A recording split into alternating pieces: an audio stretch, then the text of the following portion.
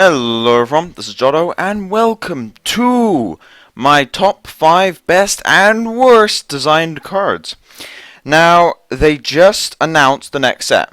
Well, okay, the next extra set of cards, because it's still part of Valiant Dawn.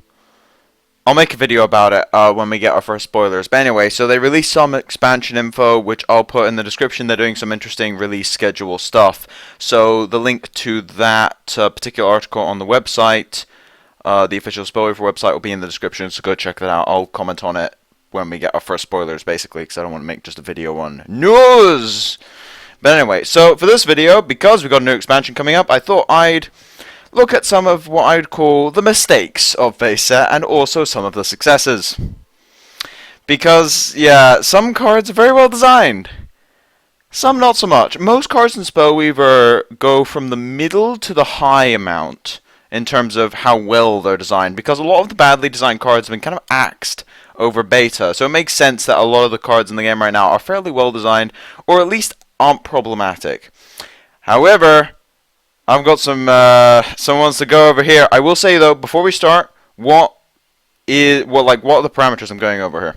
So, bad design generally is complexity that doesn't add much to the game. So just massively complex cards for no reason.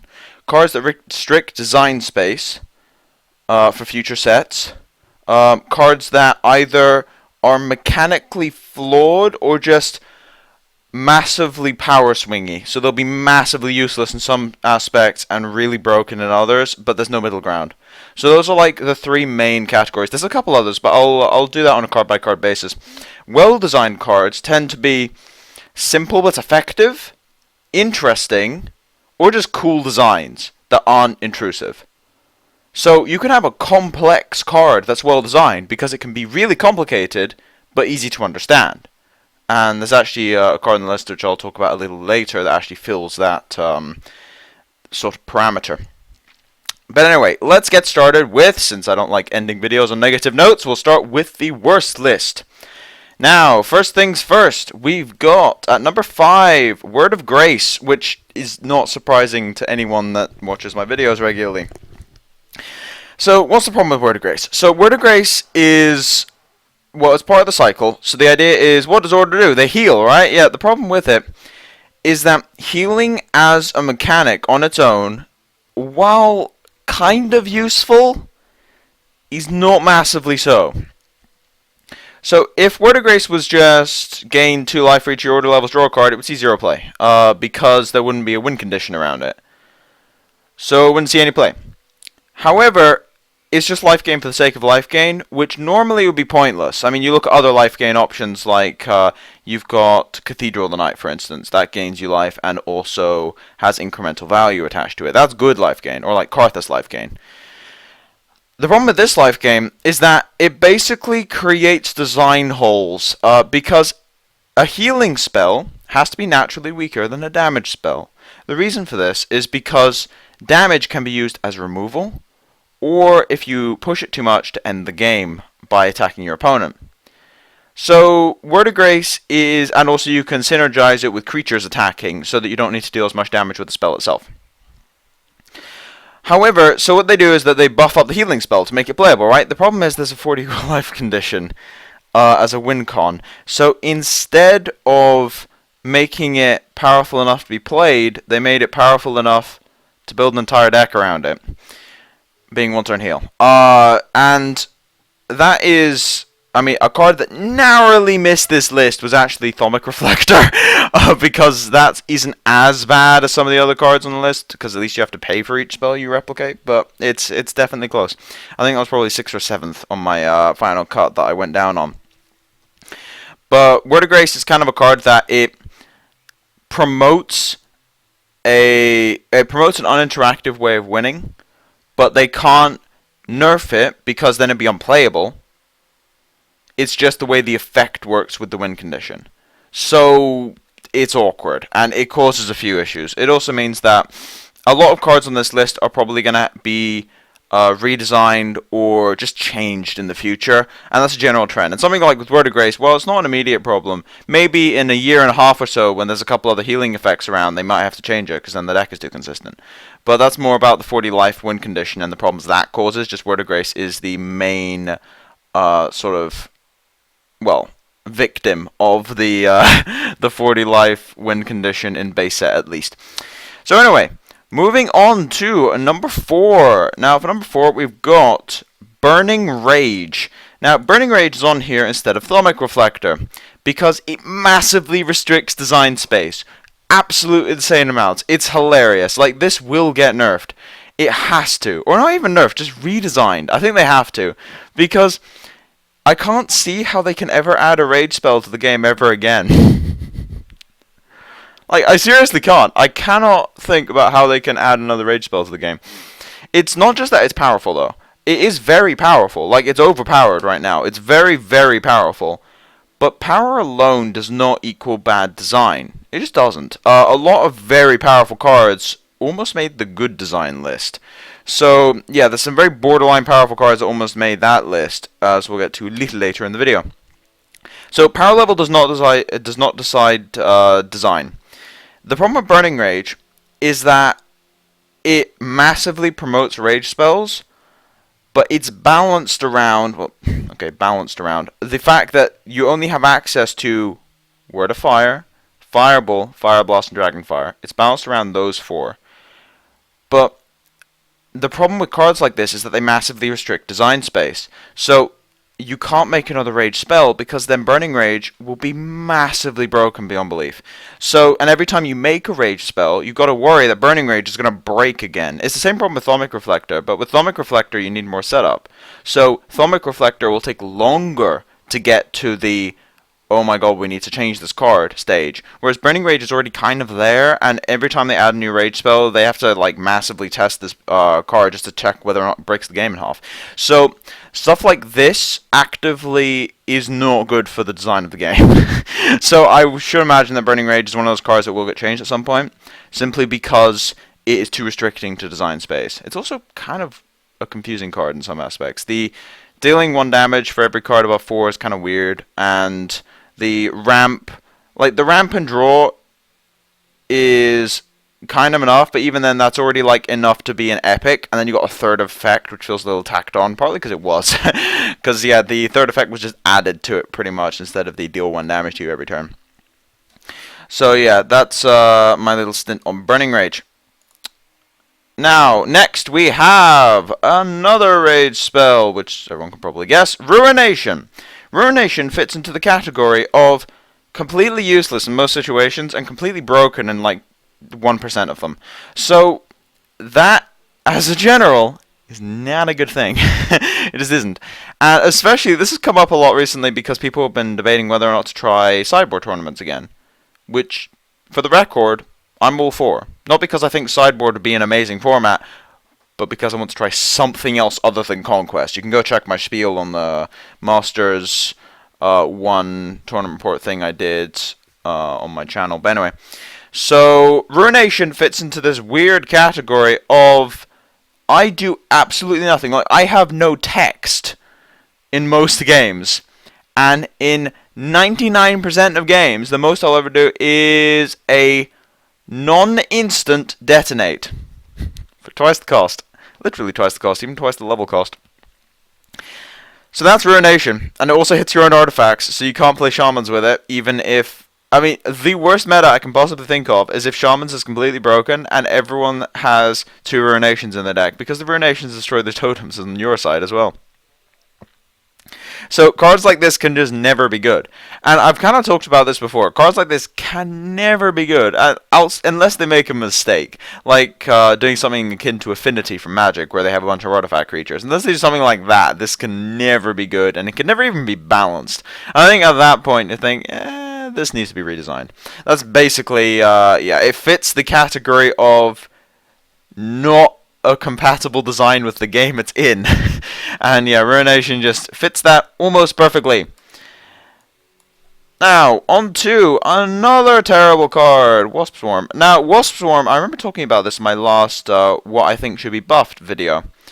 And in that video, I said, well, Swarm does not need a buff. It needs to be completely redesigned. And I stick to that because this is not a card that needs to exist. It's just not. So it's terrible because it doesn't really do anything. Yeah. It stalls for 1 turn, is the point. It stalls for 1 turn in green, which is kind of random. But yeah, it stalls for 1 turn in green, which I guess isn't too bad. It's like a fog effect from Magic, where you stop damage for a turn. The problem is, you don't want to promote fog effects in the game. Turbo Fog was a problem that Magic still faces, where they keep having to make sure they don't release too many fog effects. That basically, a fog effect is something that prevents damage for a turn. They have to make sure they don't release too many of them at once, because as soon as they do, there's going to be one deck that just runs 16 of these things, and some stall condition, and just your opponent's miserable. And that's basically the problem with fog effects, and why Angelic Song was nerfed, and why Wasp Swarm will never be buffed, and it will definitely be redesigned if they ever change it, which they should, because it's basically a non-existent card. It is, like, it looks simple, but in reality it's not. So you can't make it instant, for instance, because then you could put a whole bunch of exhausted creatures on the back line, and then they can't attack with them for 2 turns. So it has some really weird interactions like that. So it's one of those cards where you just can't, there's no happy balance with the current text, so they're gonna have to redo it, is the point, and that kind of epitomizes the rest of the cards on this list as well. Now, the last card on this list, not number 1, actually is not an underpowered card that fits into the current metagame, but it is the most annoying card ever created, which is Runelet Incarnate.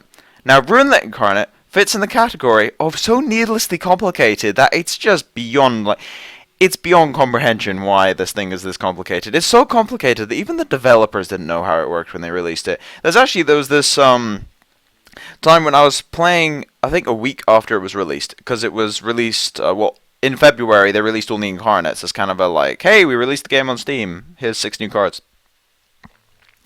And I remember playing Runelet, and I got a might counter on it somehow. I think it was a Touch of Light. And just saying, yeah, this will be fun. And then it never died. Ever. Because it doesn't take damage. It also doesn't die to deadly, and has really strange interactions with freeze. And has strange interactions with multiple creatures attacking it because the game thinks it's dead. And can take infinite attacks from a Dread Knight. It's just weird. Like, this is a card that should not exist in the way it does. Because it just shouldn't be worded that way. It just shouldn't.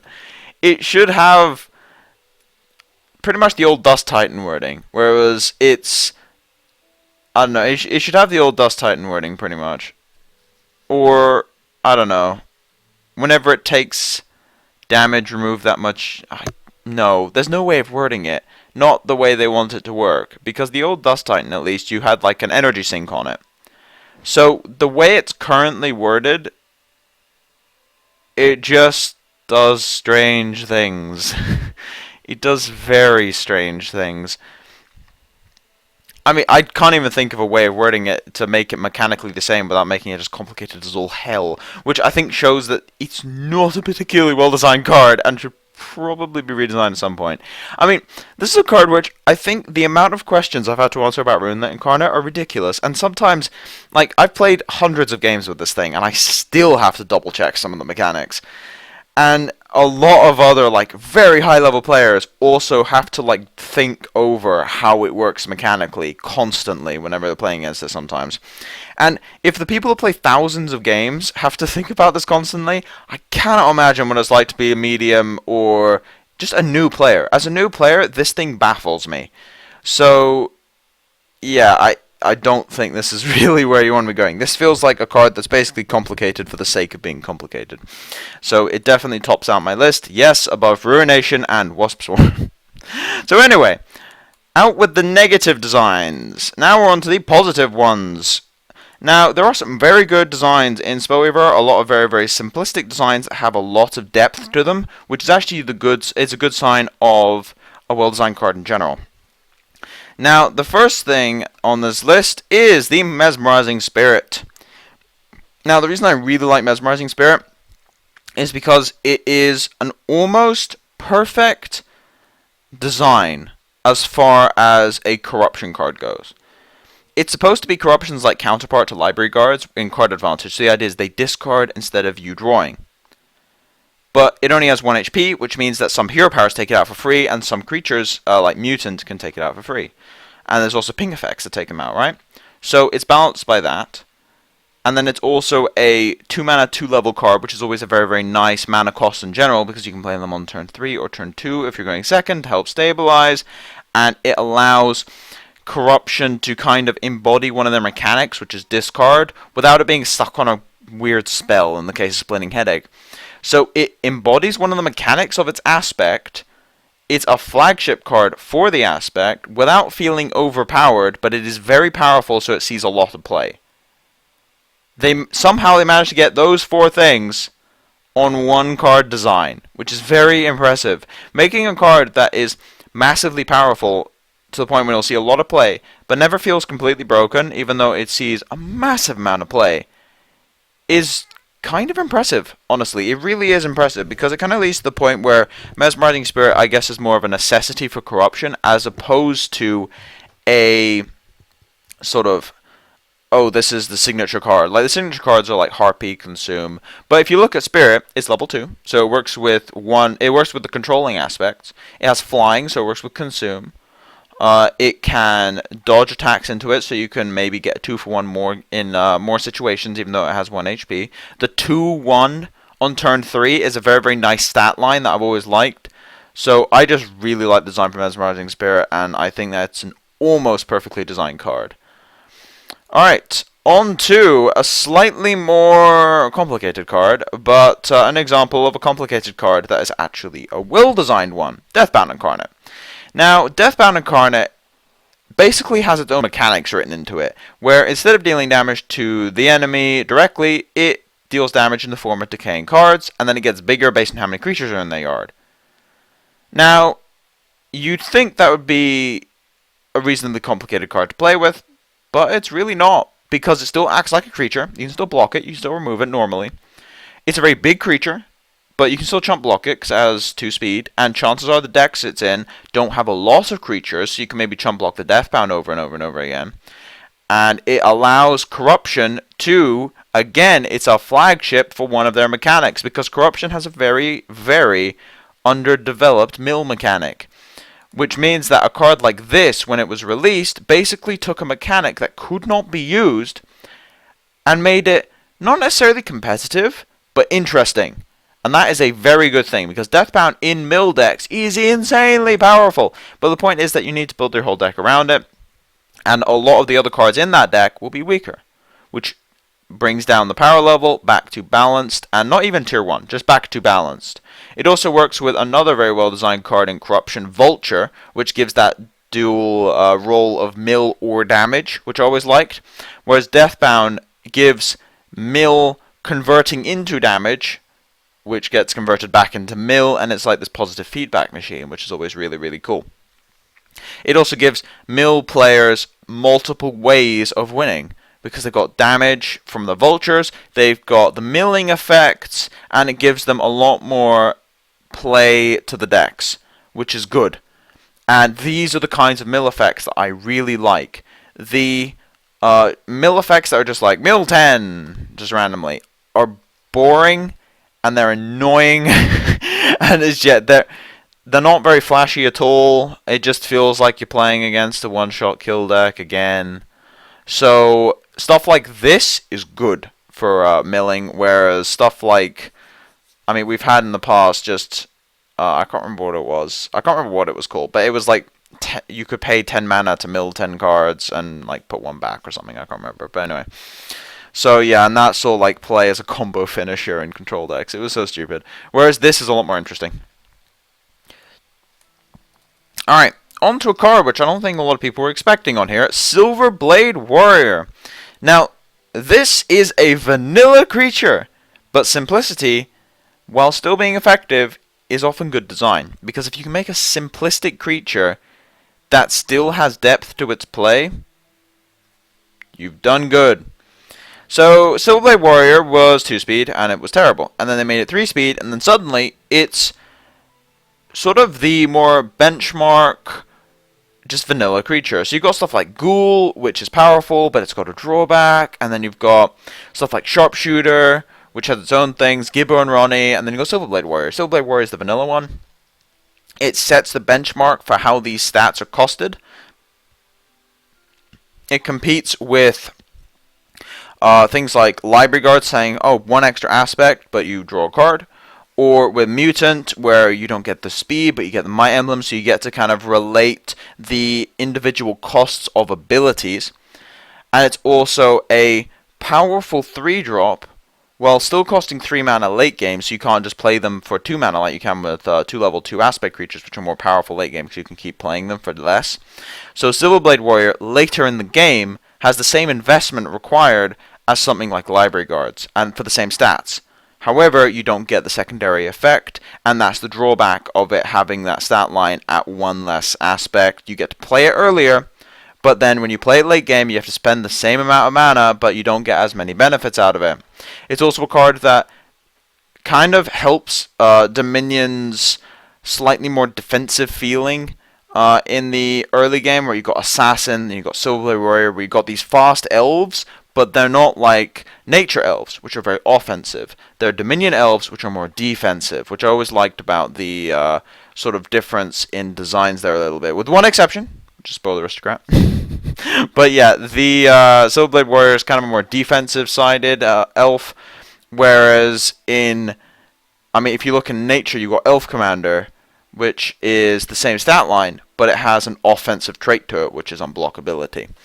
So that's a little bit of difference in design there, and does show a slight difference in the way Dominion and Nature Elves are kind of designed, which is good. So yeah, this is the only vanilla creature that ended up on this list, but I definitely do like it. It's also with that nice 3 mana 1 level cost, which is always difficult to balance. 4 mana 1 level is practically impossible. 3 mana 1 level is difficult to make it good without pushing it so far that it becomes borderline broken. So yeah, Silverblade Warrior is a very, very well designed vanilla creature. Alright, at number 2, we've got a spell. Yes, Ray of Righteousness. I absolutely love Ray of Righteousness, the current version at least, where you pay 3 mana, you get to destroy a big creature that probably costs 4, or maybe it has a buff on it, so you get your advantage there. You either trade mana equally, or you get to tempo him out a little bit, or get a 2-for-1 maybe. Okay, good. That's nice. It's a narrow removal spell that gives Order something that they don't normally have, but the idea is that they have this one way of dealing with really big stuff, and that's their only offensive removal spell. So the idea is that they use their creatures to deal with small stuff, and they have this like sort of divine smiting type effect to deal with the big stuff that just the petty humans can't deal with, because the whole Order theme is that you've got the human soldiers, and then you've got the angels kind of lording over them a little bit. So that's cool flavor-wise. I really like it. However, you can also destroy spells, because again, human armies can't take out the spells. And that's the more enchantment-based things, whereas artifacts are not a magical-based thing in Spellweaver, so it makes sense that you've got this whole idea of angels being able to take out the stuff the human soldiers can't, but only if it's magical in nature, which is good flavor design, and it also offers options for what you're doing in-game. Generally, when you're moving a spell with this, you're losing tempo, but it gives you a second option for a more narrow card in your deck, which is good design, because it means that they managed to make a narrow removal spell that can't kill a lot of threats, because a lot of stuff has 2 attack, can't kill a lot of threats that you need to.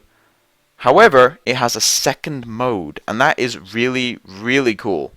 And just being able to use Ray on something random like a sleep, even in Trials, to get an attack in, which is critical, is just a really, really cool design in that aspect. You just tempoed yourself out massively, but that's not the point. The point is you get a surprise on your opponent who wasn't expecting that creature to attack that turn. So stuff like that is very, very good, and it's actually the only spell that ended up on this list, because creatures in general are usually more interesting because of the combat system. Now, the last card on the list is Goblin Fireworker. This is, in my opinion, the best designed card in Spellweaver. Why? Because it is part of the artifact and spell destruction cycle. So basically, the artifact spell destruction cycle is You've got Goblin Fireworker. You've got Unicorn. See if I can remember all the names of these. Yeah, Venerated Unicorn, Power Gnome, the Soldier. I've completely forgot. Dwarf Spellbreaker, and that stupid Shaman. Can't remember the name of that thing. Herald of Despair. All right. God damn it. But anyway, I can never remember the names of some of these creatures. So anyway, so why is Fireworker so much above the rest of these? The reason is because I mentioned earlier that I don't like the idea of having cards that are really, really powerful in one way and absolutely suck in the other situations. Unicorn is amazing if they have a spell. If they don't have a spell, it's not fantastic, but it's okay. It's a 2/2 with 3 speed. Good. Gnome, less so. If they have an artifact, it's really good. The energy's a bit strange sometimes, but it can be really good. And if they don't have an artifact, it's terrible. So that sucks. And then you've got Herald of Despair, which is really cool for portals, but it is terrible at destroying artifacts that aren't yours. And then Spellbreaker has to hit them, which almost never happens. So you get the idea. Fireworker, however, is just vanilla 2/2 with 2 speed. Good enough for Rage. Good enough as a creature. It's a nice 2-drop. It's actually better than some other 2-drops in situations. But it's a nice 2-drop and is good at stabilizing the board when you don't have anything else to play, which is in the red theme. Play on curve, even with your utility creatures. But then, as an added bonus, you can use it as artifact destruction. What's the penalty? We have to pay 3 mana, whereas Wisdom only has to play 2. Pay 2. And Nature has the 2 mana removal as well. So you have to pay 3 mana. However, you can do it at instant speed if it's in play, but they can remove it, so you probably don't want to. So you pay your 3 mana, you have to sacrifice a card to do it, but then you've got a situation where when they have an artifact, it's good. It's not massively efficient, but it's good enough to actually get you through the situation. When they don't have an artifact, it's a good vanilla creature, which is simple design that conveys artifact destruction in ways that stuff like Detonate and Ruination just don't out of red. So it conveys their ability to destroy artifacts. It's not intrusive to just removing a card from the game, basically, in the case of Ruination or Detonate, where it's just like, oh, this card doesn't exist because you can't ever play it in a ranked deck. So you can play it in a ranked deck. It's your tech against artifacts, but it's also just a decent creature. And as a result, it will see a lot of play even going forward. When we get a new set, we'll probably get a new red 2-drop, so less Fireworkers will be around, right? Yep, but, I mean, we saw this with Incarnate. They're still played. They're still played as a 2-off. Why? Because they're not bad 2-drops, and sometimes you get an artifact.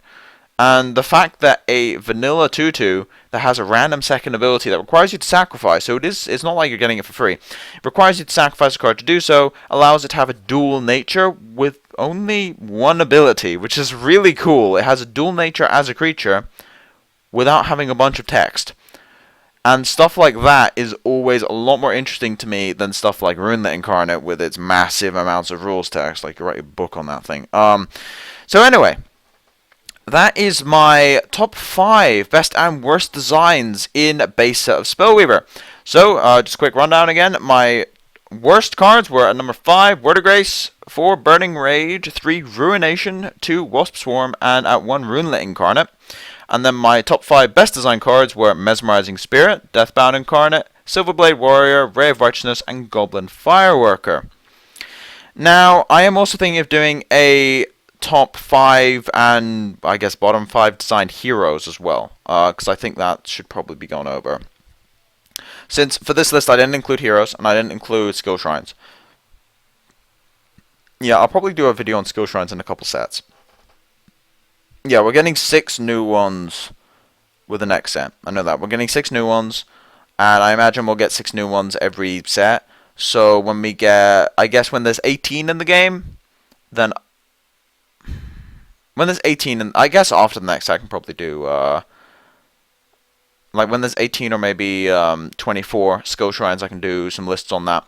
But I think I might do one on heroes next. Let me know if you guys want to see that particular video in the comments. But anyway, Thank you all for watching. If you like the content, please subscribe. If you have any feedback or want to ask me any questions, put it in the comment section below. If you'd like to help the channel directly, there is a link to my Patreon in the description. As for now, it's been Jotto, signing off.